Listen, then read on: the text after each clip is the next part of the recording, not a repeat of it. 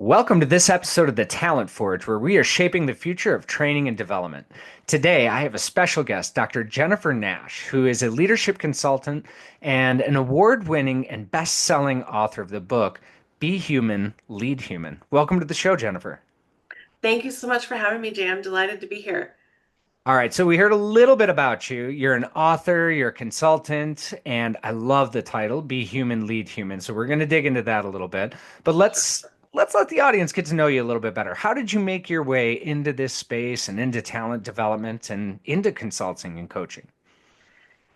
Jay, I really feel like I've been doing this work my entire life. I just didn't know like what it was called or what the path was to get there. And so I think like all of us, we start out doing the things that we love, and over time, like everything just sort of comes together into that puzzle where it creates a space where we're playing in the space where we play to our strengths and we're in flow. And so for me, like I started out my career in the automotive industry. Hmm. And one of the things that helped me be very successful there was my ability to listen and observe. And so I came from a background that, was more on the like arts side of the house. So I have a background in piano and dance and foreign languages. So going into the business world for me, it was like going into this strange universe where people were speaking I languages got that that. I didn't understand. And so I just really wanted to understand that. So I spent a lot of time observing and I spent a lot of time listening. And that got me to a point where at one point in my career, I was working at for a motor company. And I had a leader at that time who was a most unique leader that I'd never had before. And it really started me thinking about, how do we get people to develop them in this way where they are so effective? And so that took me on a journey to like look at my MBA, it took me on a journey to my PhD, and then it took me on a journey to write Be Human, Lead Human, to share everything that I had learned and observed with as many people as I possibly can. That's an incredible story. So, I've actually done work with Ford Motor Company, and that uh, long story, but it's so funny how you kind of I love the way that you framed it. It's just like what felt comfortable, what got you towards that flow. When I was at Wayne State University, we had a partnership with Ford Motor Company for an engineering management master's program, and I was working on that.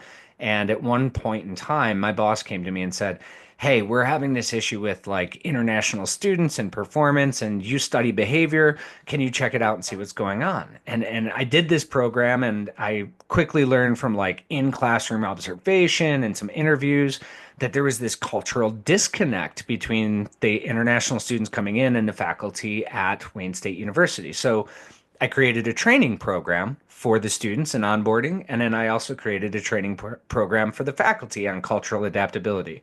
It was Mhm. really successful. All of a sudden, like the students start performing, and a faculty member comes up to me, pats me on the back, and says, hey, you're pretty good at this. You should do this for a living. That's how I got into trade. That is There you 100%. go. I was like, maybe I will. Yeah, So I yeah, understand, but it did. It felt so natural and just felt like the right space to be in. And I love yeah, helping people and I love yeah. solving challenges. So Right. let's Me talk too. about a couple of things. And I want to go back to some the study of music, the study of language and everything else, because you do some different trainings that incorporate a lot of that knowledge and a lot of that experience that you have. But before we go there, I want to dig in just a little bit in your bio, in your book title, and in even a number of the things that I heard you say. You reference human, and it seems to me that you're a really strong people person. And in making that connection and making that even from the title of your book, Be Human, Lead Human. Let's dig into that. I'd like to get to know you a little bit more from that perspective, and I'm sure the audience would too. Where does this interest or where does this sort of like direction come from for you? You mean like from a perspective of like why is the human element keep coming up to the forefront for me? Yeah. Yeah, so I think there's a couple reasons. I think one is, how I grew up and the things that were prioritized in my first family and the values that were there. I think that has a big part to do with that. Um, I also think that as I went through my education, there were certain things that would elevate that human element, and there were other things that would sort of, decrease it. And I saw that happen in the workplace as well. It was almost like when I went into the business world, I had to leave part of myself at the door Mm, because it wasn't safe to show the other talents and skills and capabilities that I was bringing because I felt very vulnerable. And it didn't feel like it was a place where I could share those things. Yet, those were the things that really helped me stand out and be that outstanding performer, because I had all those different unique skills and abilities that most people around me didn't have. And so I thought a little bit differently, and I it helped me change my performance, and I saw that that wasn't the case maybe for people around me. So when I would get feedback like, "Oh, you've just got to have a thicker skin," mm. or, "Oh, you just need to get out of your own way." I would get a lot of feedback like that. Or, the team has just been waiting for you to like catch up with them. Like, where are you? So I would get a lot of feedback that sort of didn't jive with me feeling safe to bring my whole self to work. Yeah. And so a lot of the people that I coach now, I hear that reflected in different ways. Like, I don't feel safe at work, physically or psychologically. I don't feel like I can be my emotional self, right? I don't feel like I can display my emotions because if I display them in a certain way, then I'm looked at as being aggressive. If I display them in a different way, then I'm looked at as being weak. And that dynamic continues in all these different areas. And so, one of the things that I hear most often from the leaders that I coach is that I have to be perfect. I have to know all of the answers. I have to have all of the answers. Um, and I think when it comes to being a leader, who we are as a leader has everything to do with who we are as a human being. So if we can't be our human selves when we show up and lean into that leadership identity, then we're doing a disservice to ourselves, and we're doing a disservice to the people around us, and we're doing a disservice to the world at large. Yeah, and I want to draw some parallels there, with our audience. I guarantee there's somebody out there that's listening right now, whether you're a coach, whether you're a trainer, whether you're the HR person in your organization. I guarantee that they have felt that same sting of like, oh my gosh, I have to know everything. I got to be Right. perfect. I got to do this, and what a difficult experience to sort of regulate, right? And we wonder why imposter syndrome is Yeah. constantly, rising in different places. But, Yep. what I'm hearing you speak to is the psychological safety. And immediately I kind of came to that of, Dr. Edmondson's work and even of Dr. Brown's work, Brene Brown, Right. and that sort of our ability to show up as ourselves. Mm-hmm. There's nothing more powerful than that, both for the organization, but also for the individual who is, seeking to be valued and seen and heard. So you came from Ford Motor Company, which is a strong engineering and technical company. And I've even seen, in your bio, you also have worked with like IBM and Google and a number Boeing and a number of other ones. And in those environments, especially the manufacturing space, I've seen that sort of I don't want to call it the macho behavior, almost yeah, put your head down, get your work done, don't complain, Yeah. don't do anything, don't have feelings until you check out at 5 p.m. We know how damaging that is to both the individuals, to cultural psychological safety. What are some of the things that maybe you did to overcome some of that challenge, Jennifer? Because I think that that would be really insightful for people that maybe are experiencing the same thing. Hmm. Yeah, that's a great question, and the answering that makes me really vulnerable. One of the first things I would say is that I didn't realize the damage that it was doing to me. Mm, Because I would always feel like when I went into work, when I first started my career in the business world, when I went into work, I would literally feel like, okay, I'm getting dressed and I am literally putting on my armor. I'm putting on my suit because at the time I worked at EDS. And so we had to wear business professional dress, right? So men's hair could not be below their collar. shoes had to be shined, women had to wear pantyhose. I mean, it was a very, very hierarchical, very militaristic kind of culture at the Mm. time. Yeah. Um, and so to help protect myself psychologically, I would think, okay, I'm putting on my suit, right? This is my armor. This is going to protect me today, and I'd walk in the door. Now, I knew that when I was there, like I got my first job there because I spoke French. And so I was working with, French Canadian dealers and, sorry, I should say automotive, French Canadian automotive dealers, and helping them diagnose their vehicles through um, the service stalls that were in the technician in the dealerships. So even though I wasn't like physically on site with the dealers, um, it was just something that allowed me to change my mindset of, okay, this is the identity I'm going to have here at work. This is me. I get to bring in this part of me, the foreign language part that loves that, and interacting with people and getting to know them and learning who they are and learn their stories and then help support them in solving their problems. Um, and at the same time, what I was evaluated on was how quickly I was solving their problem on the phone. And so the time it would take me to build the relationship with that client or the customer and help them solve their problem and why I was so good at what I did was exactly why I was being evaluated negatively because I was taking too long in building the relationship. I wasn't approaching it from an American business style of, oh, let's just solve your problem and get off the phone. That's not how it works in in a lot of other parts of the world. And so there were these elements that always kept popping up and reminding me that even though I'm trying to be human and I'm trying to connect with people and I'm trying to build those relationships, I was constantly getting messaging that my KPIs were off. So that was one of the ways that I would try to counteract that, right? I would try to spend more time on the relationship building, even though I was getting, knocked down on that from a performance perspective.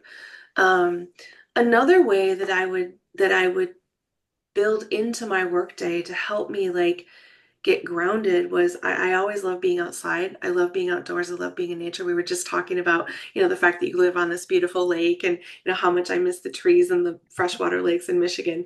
And so I would always try to just get outside on my lunch hour and go for some kind of walk in nature, whatever I could find around the business building. So Um, powerful. it Yeah. was so powerful and it would just help me shift, right? And it would remind me and ground me and center me that this is still me. Like I am still here. Like my whole being is still here, right? And that psychologically would help me. And then I think the third thing that helped me was just really understanding like how hard it was for me to try to be two different people, right? That I'd Wow. have to be this identity and this person at work that I couldn't be my whole self and I had to leave, part of that self outside the door. And that emotional labor of trying to do that after a certain point, it just got to be too much for me.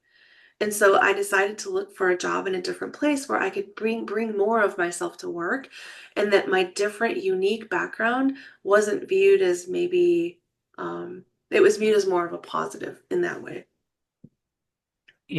And thank you for sharing that because I think it's so important for people to hear it. And I know that, tapping into that vulnerability, I really appreciate you and having the courage to kind of talk about some of those things because I don't think that they're talked about enough. We know from the research in psychological literature, let alone the neuroscientific literature, about the impact on our brain it has when we have to compartmentalize aspects of our identity or essentially shelter them or hide them or suppress them, and what that actually does to our physical and emotional and even mental well-being. And we know that it's devastating, and yet these practices in many cases still exist in a number of different workplaces. So kudos to you for being able to navigate that, being able to find that path. So your book title is Be Human, Lead Human. If you could, what does it mean to lead human? If you can help our audience maybe understand what are some of the concepts of leading human? hmm So I think one of the concepts of leading human first and foremost is believing that it's people that create the value in the organization. So, in contrast to maybe the old school thinking that it's products and services that create value, leading human is a principle of that is that you believe that people create value. So if you don't have the people, you can't create the products, you can't create the services, you can't create the strategy. So starting with that as your core, and then it goes out from there. So a second principle is when you lead human, you believe that an organization is a place where people come to grow and evolve as well as they come to work and deliver output. I like that. Yes, and that's in contrast to the old school thinking where people just came to work to work. That's all they Yeah. did. And then they went home, right? Because there were no other dimensions to the person. It's a much more holistic way to actually look at because we spend a lot of our life and we know that we have limited number of breaths that we get to take. We spend a lot of Yes. those at work or in work. Yes. And to be able to, yeah, that's super powerful. I really like that framing. Yes. So that's the second one. There's 10 of them, but those are the first two.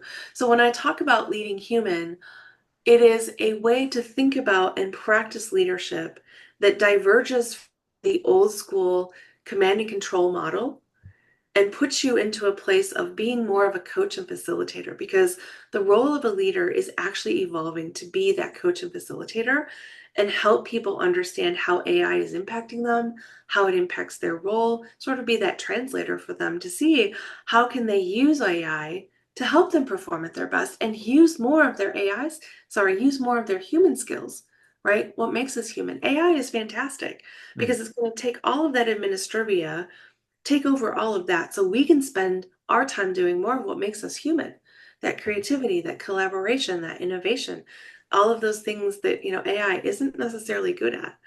um, and I think there's a piece around like that leading human, which it's also this idea of you can make mistakes, right? It's okay to make a mistake. It's okay to not know everything. It's not realistic to know everything at this point because things are changing so quickly. You can't know everything. And so, as a leader, when you adopt that mindset and you accept the fact that I can't know everything, and it's okay to not know everything, and it's also okay to make mistakes because we're human, we're fallible, that gives everyone else around you the permission and the role they see that role model behavior to also be human themselves. So that's what I mean by lead human, be human, lead human. That makes a lot of sense. And it's interesting that you talk about sort of the shift for leaders, and a lot of what and help me understand, and maybe you've seen this in your space. When we look at something like the leadership function, and I'm not even just talking about executive leadership, I mean like first level managers, we see a lot of people getting moved into leadership positions, usually because they were great at performing. They did something 100%. awesome. They get Yep. bumped up. And then they Yep. realize, and then within like, I think it's Gartner's study that says like within 18 months, they're seen as underperforming. And part of it is the difference in skill set, right? To manage a group of people versus being an individual contributor, obviously very different. If you're Yes. seeing this sort of emerging trend of leaders becoming more coaches, more facilitators, those are obviously very different skills, as our audience on this podcast is going to know, because a lot of them are facilitators, coaches, trainers. How Right. do we have you seen two questions here? Have you seen either a little bit of resistance from leadership? Do they see that as their sort of pathway to the future?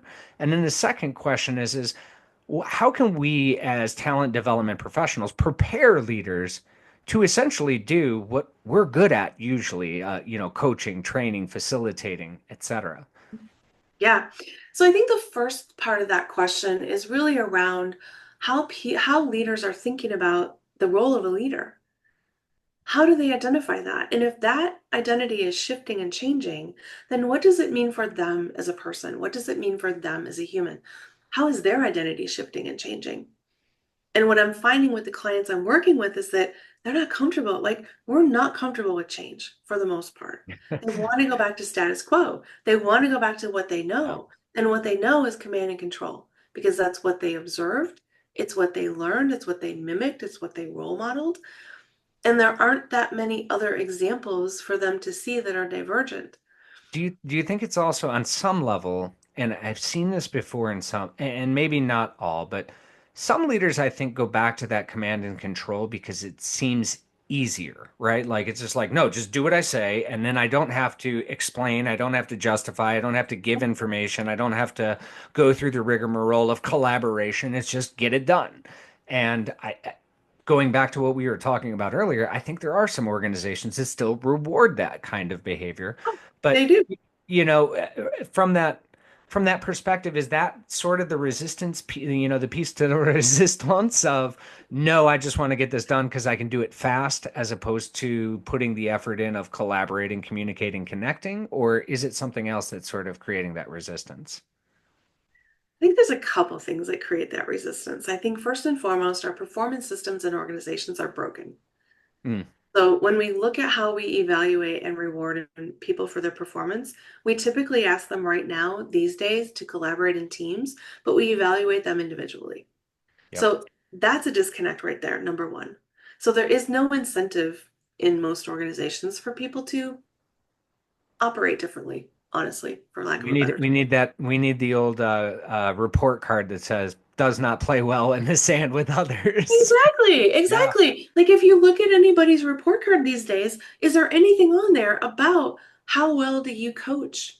How well do you facilitate? How well do you help your people collaborate? How well do you solve problems as a team? Like there's nothing on there. It's typically all individual. yep, So that's the first thing. I think the second thing is around it's scary to do something new. yeah. And when you don't have the tools in your toolbox to even try something new, and you don't have any resources around you to help guide you and advise you when you're trying something new, it's a scary place. And organizations will eject outliers. So if you're in a system and you're operating differently from what that system knows is a status quo or the default, you're going to get out, you're going to get ejected from the system. That's number two. Yeah. And I think number three is there is still a mindset of, well, this is how we've always done it. Yeah.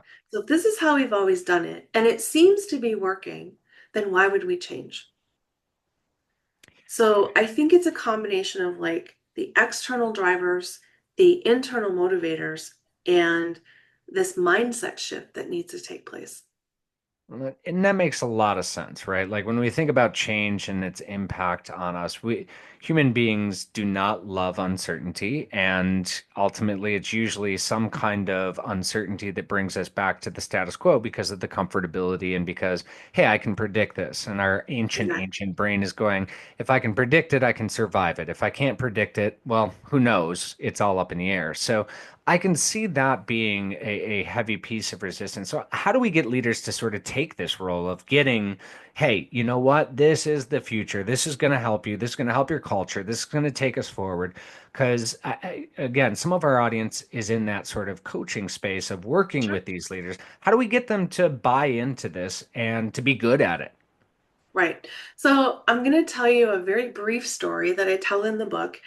And it has as its lever for motivating people into why they should do this as a quantitative outcome, right? Because what most organizations are looking at is the bottom line. So if it doesn't impact the bottom line, they're not interested. And most organizations are still operating that way, right? So when I was at Ford, I was working in a certain department, and the economy was pretty bad at the time. And our department decided that they would have a appreciation day, for employees to try to boost morale and boost engagement. And so they bought some of these paper plates and they put them on tables in the main floor, in the main hallway, and they invited everyone to come down and fill out a paper plate. And they wanted it to be a plate of appreciation. So they wanted you to write a note to someone else about what you appreciated about them and give it to them. I'm like, great, I think this is fantastic. So I go down there and I'm, thinking about who am I going to write my plate to. And at the time, Ford had just celebrated its 100th anniversary. And Bill Ford had stepped down from the CEO role, and he had brought in Alan Mulally to run the company. And Alan had his hands full because things were not doing so well. The company had just lost $17 billion, and we were basically trying to stay afloat. So I thought, I'm going to write my plate to Alan because he could probably use a hug right now. He's got a pretty tough job going on, and he probably doesn't have, very many people that he can talk to about it because it's pretty lonely up at that top of the house. So I wrote my plate to him and I said, dear Alan, thank you for being this change that we needed to see, so we can survive another 100 years. So I decorated this plate with some Superman stickers and I stuck it in an interoffice envelope and I used that twine to make the little figure Oh eight, yeah. and then I stuck the confidential sticker over that and I addressed it to World Headquarters and, sent it off. And I didn't think of anything else of it. So a couple of weeks later, I get this voice message and um actually no so I get this voice message and it's like my boss's boss asking me to come down to their office. And I'm like, oh boy, because at this time, like, bad, right, the economy is really bad and everyone has boxes under their desk because they don't know if they're going to be let go that day. So I get this message and I'm like, oh, this isn't really what I wanted to hear. So I, like, I have this pit in my stomach, so I'm walking down to this boss's office. And there, when I get there, there's a round table in the middle of the room. In the middle of the table, there is an interoffice envelope, and there's like 3 or 4 leaders standing around this table. And Jay, I looked at that office envelope and I knew exactly what it was. And it was open. And one of the leaders says, we understand this is from you. And I'm like, yes, it is. And they're like, we can't get this to Alan. And I said, well, what do you mean you can't get it to Alan? Like, did we let the interoffice mail people go? Like, I know things are tough, but like, why not? And they said, well, we just, we don't think it's appropriate. So we're going to ask you to take it back. And I was not happy about that, to say the I least. imagine. Yeah. Yeah. And so I said, okay, well, on one hand, I didn't lose my job. So I guess that's good. But on the other hand, like, they're basically telling me that my voice doesn't matter. And I'm really not happy about that. Yeah. So I said nothing else. I took it back. I walked out of their office. I walked straight out to my car. I got in my car and went over to World Headquarters, went up to the 12th floor. Alan wasn't in, so I asked his admin if she could please give him this envelope when he got back. And she said, sure, no problem. And so I went back down the 12 stairs, walked back to my car, and went back to my Good desk. for you. Yeah. And so a couple weeks later, I'm like, I get this voicemail on my phone. And it's actually Alan. And he's telling me how much this plate of appreciation meant to him and that he has a tear in his eye because it just moved him so much. And I am shocked because here's this guy who's trying to save the company.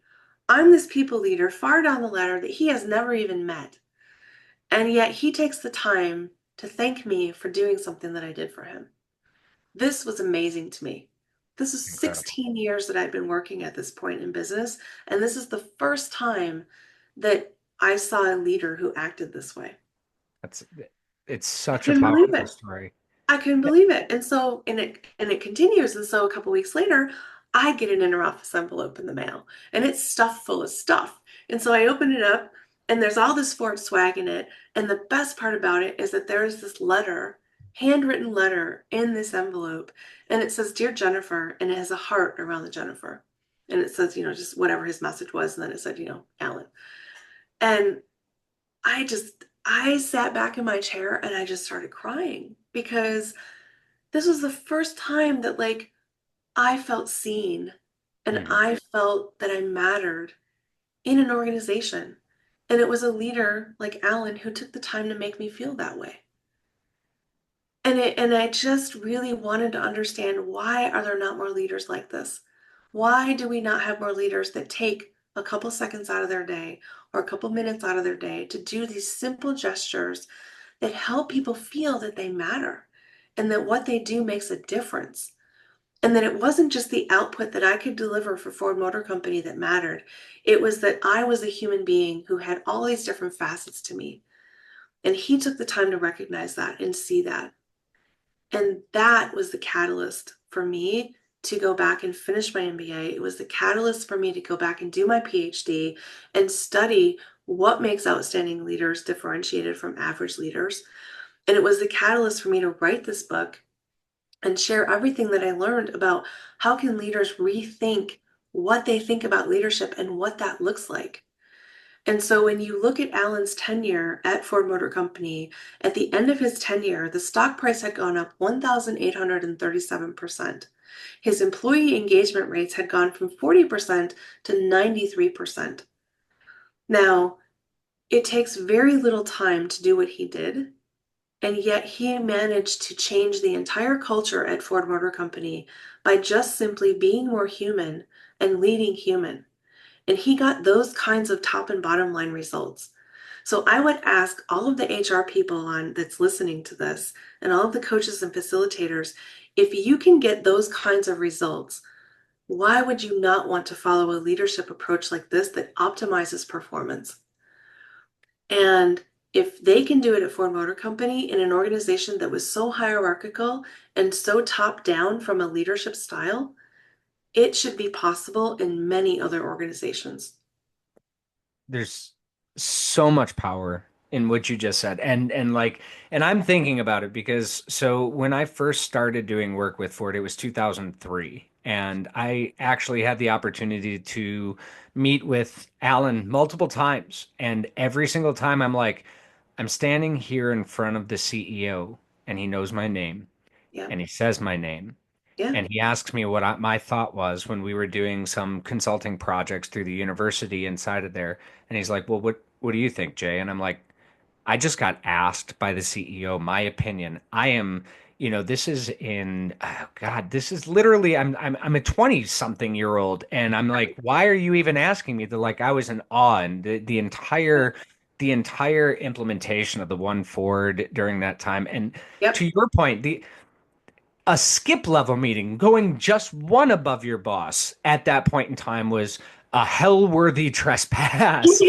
Yes. So I can imagine like the looks on your boss's boss face when it's like, what do you think? This is like the ultimate skip, right? Yeah. But Oh, yeah. I am so impressed that you had the strength, the courage, the tenacity to say, no, I'm going to drive this down. I'm going to drop it off and everything. And I wouldn't claim to know him well or anything like that. But anytime that I had interacted with him, I would have bet bottom dollar that he would have appreciated that gesture. Just so to hear you confirm that really honestly warms my heart. Yeah. But yeah, what an incredible story, Jennifer. Yeah. Yeah. And so, I share that story, not to toot my own horn, but to show that, like, this is not soft and fluffy. This is not woo woo. This is not kumbaya. This is an actual approach to leadership that changes performance dramatically. And in this era where things are so competitive, right? We're in this VUCA world and AI is just coming. The differentiator is how we can help people interact with one another, collaborate with one another, work together effectively, and deliver that outstanding performance. Yeah. And it doesn't take a lot of time. It doesn't take a lot of extras. It just takes having the work and shifting the mindset that we're going to do this together. And here's how we're going to operate together. And here's how we're going to interact together. And as you know from that one forward, we had our behaviors on that card. On the card. You Yep. knew exactly what was That's right. expected. That's And right. if you didn't adhere to that, then everyone else in the room would hold you accountable to that. And correct your So behavior. A ex- self-correcting culture, which is ex- so powerful. exactly. Yep. So I invite people listening, if there is any any interest in driving performance that exceeds today's performance, to take a look at this book, take a look at Alan's story. It's in many different places, right? But I talk about it in the book as well. um, and learn, how can you shift the culture? Because that's what Alan did. He shifted the culture, he shifted the behaviors, and he demonstrated what it looks like to be a leader who coaches and facilitates to deliver that performance. It's the difference between going to work and executing tasks and going to work and elevating moments, right? Like bringing Yes. people an experience. And if you're doing that for the people at work, it generally translates to your customers, it generally translates to your suppliers. It's a Yes. ripple effect, right? And I want to go back. You said something a little ways back about how you were performing and how it didn't match up with the KPIs. And I've experienced the same thing in working with physicians, and I've gotten to work with Yeah. some really, really high level healthcare. organizations, everybody from Johns Hopkins to University of Michigan Health Systems. And it's always fascinating to me. So, one of my backgrounds or one of my degrees is in health communication. And I studied the concept of narrative medicine. And what Mm. they did was they evaluated the difference between a doctor, a physician, a nurse, or whomever who spent more time on average with their patients than the others. Well, the KPIs is you got to make sure that you're touching everybody or that you're getting enough people through the door and so on and so forth. And when they shifted the idea of, okay, is the KPI how many people you see per day or the health outcomes of the people that you see each day?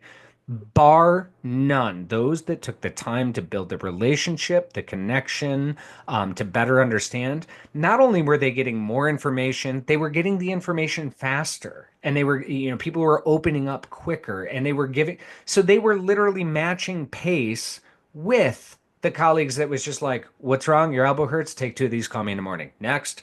And you, Right. what's they were literally matching pace with that, maybe just a little bit slower, but not even significantly or statistically significantly. But their health outcomes were leagues away from their Yeah. patients to somebody Yeah. else's. So it's so important. And I love that you're bringing that to this space, building those connections, creating those connections, and really working to focus on creating a culture and environment where people are felt and seen. Mhm. Yeah. And the thing that I notice so often is that we have so much focus in organizations on building those technical skills, right? The functional expertise. And Mm, that's table stakes. We need that. That has to be there. But what often gets omitted or not even addressed is these human and relational skills that make all the difference in combination with those technical skills. You know, I've absolutely. created a master class that offers, coaches and organizations and facilitators the opportunity to help them elevate those skills, right? We need that upskilling today to help people gain both the technical expertise and the human and relational Human piece of it expert. so they Yeah. can be so effective in that way. Incredibly well said. So I want to dig, and I want to be mindful of our time here, but I do want to dig into something else. You had mentioned earlier on, an interest in the arts and in music and, sort of like the beautiful cultural things of life. And you've brought some of that into your work and into your space. You incorporate it into your coaching, your training. Talk to me. What does that look like for you? And how do you bring those sort of unique because not everybody brings, everybody has a different set of interests or backgrounds or qualities. And sometimes we don't feel comfortable bringing that into a space, like I don't bring my hockey, background into a space. Sometimes that could, maybe I talk about it, I'll tell a few stories, but, help us Wait a minute, you look understand. like Wayne Gretzky a little bit. That's super kind. I certainly didn't play like him, but, you know, I'm a big Red Wings fan, by the way. So Yeah, me too. Me too. yeah. So, how do you incorporate that to bring that sort of piece of you into the space? And how would you advise maybe some of our people that have some unique characteristics or some unique aspects of their identity? How would you Mhm. encourage them to bring theirs out to that space as well? So I think first and foremost, you want to be comfortable with bringing that out because it's sharing a very personal side of you that otherwise you wouldn't show people. Yeah. So that has to be there first and foremost. And it took a while for me to, for I think you're talking about the dance example, right? So I offer a course called, Leadership Through Ballroom Dance. And it's for organizations and individuals who are very forward in their thinking because it requires a very different mindset to walk into a dance studio and say that you're going to dance with someone and learn leadership that way. So Yeah. I love to dance. I've actually been dancing since I was 3 years old. I started out in ballet. My mom and dad put me in ballet classes, and then I did tap and jazz and toe and all of those things. And then as an adult, I discovered ballroom dance. And so it was just a way for me to continue connecting with my body, with my brain because so often in the work that I do, it's just a brain kind of thing. But your brain is not your body taxi. So I found a way to combine the two and do something in doing what I love and helping people think a little bit differently about leadership because, you know, Do you want to go to a class where you're going to sit there and like have a seminar on like, the different theories of leadership? Or do you actually want to go listen to some great music and like dance around a store and learn leadership that way? So it's just a different way to think about it. Um, that is actually how I decided to integrate it. And I don't know of many people who do that. And so it's just a unique differentiator for me. And, I get some people who are interested in that every once in a while. And, it's really fun. That's one of the favorite classes that I teach, actually. I absolutely love that. So I've just started incorporating one of like my kind of backgrounds, which I didn't really talk about out there.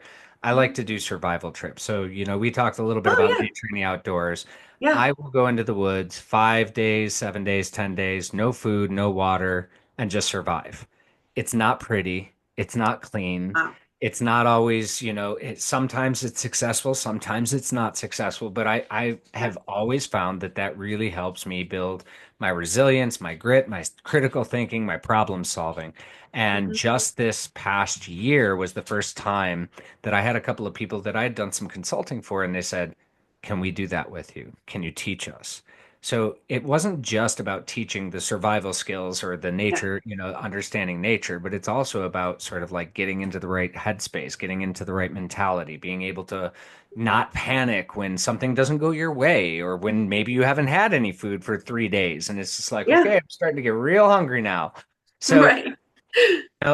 I just started to bring that into this. I've been doing this for a decade, and this is the first time this year that I actually brought a little piece of that out Mhm. and shared it, and it was incredible. It was such an incredible experience. So, Yeah. how do how do you and I love that you brought that up. Like, be comfortable with it because if it Mhm. is something because I didn't ever want to tell somebody, yeah, I go into the woods because and live there for 10 days, and they're gonna probably think like, okay, are you a hermit crab or like Right. what are you doing? What are you doing with your like health?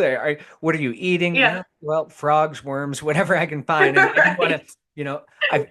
I've trained at NASA and I also go and live off of bugs for 5 days, right? Like there's a Yeah. disconnect. It That's feels like there's a awesome. disconnect there. That's Um, awesome. It's hardcore. but so like it was always something that I kind of guarded. And for me, it was because Oh, I you didn't just want to, froze, Jay. oh no. So, Jennifer, the question that I have is it took me a long time to be comfortable in being able to share that out and sort of like bring that part of my identity forward. Do you have any recommendations or thoughts of how can we be more comfortable taking that first chance or maybe leaning into being vulnerable in a space that we're not 100% certain of? Yeah, so I think it's a great question. And I think one of the things that first comes to mind for me is there needs to be that level of trust, right? There needs to be that trust between you and the client or you and the people that are going to be receiving this training that, for some may be really out of the box and it may be really out of their comfort zone. So having that safe space, first of all, where you can bring this and it won't be, rejected, right? Because we're all afraid of rejection, um, and that it will be received with an open mindset, and that there's that trust there that you're bringing them something that you believe will be beneficial for them and help them get to where they want to be. I love that because it's as true in that space as it is if any other space at that point in Yeah. time, right? Like we have to have that trust, we have to have that open sort of like agreement with each other. Like, hey, I'm going to give a little of me, you're going to give a little bit of you, and we're going to meet and something beautiful is going to occur. Now, I happened and in my studies of neuroscience, it's really interesting. I have actually studied a couple of the different articles that had come out about the impact of dance on the Yeah. human brain. And I thought it Yeah. was so fascinating. It's actually a really healthy practice for us to do. Like there's something Yeah. with the oxytocin that comes in from the social bonding aspect of it, something Mhm. from the dopaminergic drive that comes from like the movement and Yep. everything else. But a lot of people are afraid to dance. How do you get somebody, and this I think this has applicability in a lot of spaces. when we're Yeah, taught something or when we're engaging in some form of training, sometimes we have some resistance to it. We're going to look silly. This isn't right, going to work. And our brain right. that comes into place and starts putting these barriers up. How do you get people to maybe overcome some of those barriers in a really fun way, like Yeah. when we're teaching through dance? Yeah. So, one of the first things I like to tell is, the story of, my husband. Like, he always likes to say, like, he has two left feet. Well, he started dance lessons, and now he's realized he does have a right foot and a left foot. He's, fortunate enough to have both of his feet. And so, I share that because it takes some courage and vulnerability for someone to go into a space where they don't know anything. They're very uncomfortable. Everything is unfamiliar, and yet everything is so new and exciting, and there's something to be learned there. And so, having that beginner's mindset, first and foremost, I think is a way to help people get over that discomfort that, hey, you know what? You're not going to be the best dancer in the world when you set out on the floor this very first time. And that's okay. We're not expecting that, right? And you shouldn't be expecting that of yourself either. How can you expect to be perfect at this? Because that's what we all want to be, right? We all want to be great and perfect at it when you've never done it before. That's not realistic. So, taking away some of those, helping people take away some of the expectations that they put on themselves and that pressure that they put on themselves, and just allow them to be in that space where they can discover and play and learn just like when they were kids. No one expected you to be perfect at anything when you were a kid.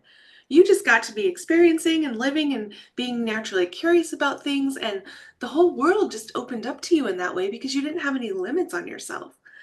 So I see, dance in a way as an opportunity for people to step into this different version of themselves that maybe they don't even know existed. I love that. I've been listening to Dr. Paul Conti, Hmm. who's a famous psychologist, exceptional at what he does. And he talks about that. He's just like, Yeah, so often we criticize ourselves. But if we were to think about it and like, talking about it from the frame of shame and guilt and affect, et cetera, right. if we were to think about like that 12-year-old version of us, or even that 6-year-old version of us that's just starting to learn how to dance, are we going to be like, you suck, you're terrible, you're awful? And, but we do that to ourselves as adults. We expect like, oh my gosh, I'm shameful because how bad I am at this. But Right. giving a little grace, being a little kind, recognizing this is a big, beautiful world full of big, beautiful experiences. And Hmm. to get to those experiences, we just got to take that first step and maybe be a little kind to ourselves. So Yeah. what I hear you saying, Jennifer, is there's hope for me, a former hockey player, former mixed martial artist that also probably has a little bit of two left feet on a dance floor. There's hope for me then. I think there is hope for everyone. And if you already know how to ice skate because you play hockey, you are going to be fine on the dance floor. Just pretend that you don't have the blades on your feet. So maybe I'll give it a shot. I really love this. I really love this because I think it's so applicable in so Mhm. many ways. So, from our audience perspective, our ability to bring our authentic self in is something so important that we can really leverage our own personal unique experiences to deliver some kind of knowledge or skill or something in a unique and sort of, well, I guess authentic way. Yeah. And getting people on board is probably very much the way that we got on board to it when we first started out in that space. Hmm. So helping them navigate that internal voice, that shame, that guilt, that fear, you know, Right. might just be what gets them to actually take action from the training. So, Jennifer, as we wrap up here, I want to ask you, if you were to go back and give your beginning trainer self a piece of advice, Uh-huh. what advice would that be? Um, I would say that if I had to go back to that person I was back then, I would say it's okay to not have all the answers. And it's okay to tell people you don't know, but you'll find out. Or is there somebody in the room that could help me? Because I don't know everything. And maybe there's the collective wisdom here that can help us figure that out together. I think that's the advice I would give myself because back then I was just, oh my gosh, I'm up there in front of all these people. They're seeing me as the expert. I have to know everything. Like, and that was just so unrealistic and it placed so much pressure on me. And it made it not fun in that way. I was doing that because I loved doing that, not because I felt like, oh, I have to know everything. And that was an immense amount of pressure on me that was unrealistic. Um, so I think that's the advice I would give myself. I think that's incredible advice. So Yeah. thank you again for coming back to the Talent Force to finish this conversation. And I really think that this is such a powerful conversation for our audience and just all of the tips and tactics that you've been able to share, everything from that vulnerability to being that authentic self. So powerful. So thank you, Jennifer. Oh, thank you so much for having me, Jay. I hope this was helpful for your audience, and it's just been a pleasure to talk with you. I've really enjoyed our conversations. Now, if our audience wanted to get in touch with you, where might they be able to contact you? Yeah, so if they want to learn more, they can go to my website. It's drjennifernash.com. That's drjennifernash.com. And they can also find me over on LinkedIn. Awesome. Well, we'll make sure that that's in the show notes. And again, thank you so much for being here with me. Oh, thank you so much. I really appreciate it. And, for any organizations that might be listening, I do have a leadership through ballroom dance workshop. So if they're looking at something cutting edge for 2025, I am happy to talk about that with them. That's incredible. I'm going to be signing up for something here. Thank you, Jennifer. And thank you, audience, for tuning into this episode of the Talent Forge, where together we are shaping the future of training and development.